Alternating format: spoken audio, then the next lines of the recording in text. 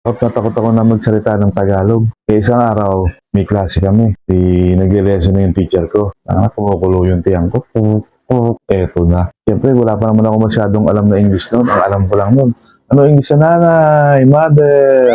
Ano English sa tatay, father? Eto. Tulog ang tiyang ko. Hindi ko alam kung anong English doon sa nasakit ang tiyang. Kahit pa paano, alam ko naman yung may I go out. Taas ako ng kamay. Ma'am, may I go out? Tanungin ba naman ako? Why? Papaalam na nga ng maayos, tatanong-tanong pa. No choice. Wala akong alam kung paano sabihin ko. Isip akong ganyan. Tanong pa kasi. Yun, sabi ko. Mother, me. Sumagot na naman yung teacher ko. What? Natulaga akong ganyan. Wala na, no choice na talaga. Bahala na mapino. Parang nararamdaman ko, may mamasama-sama eh. Tatain na ako! Joke lang, di na mabiro. Tama po ba?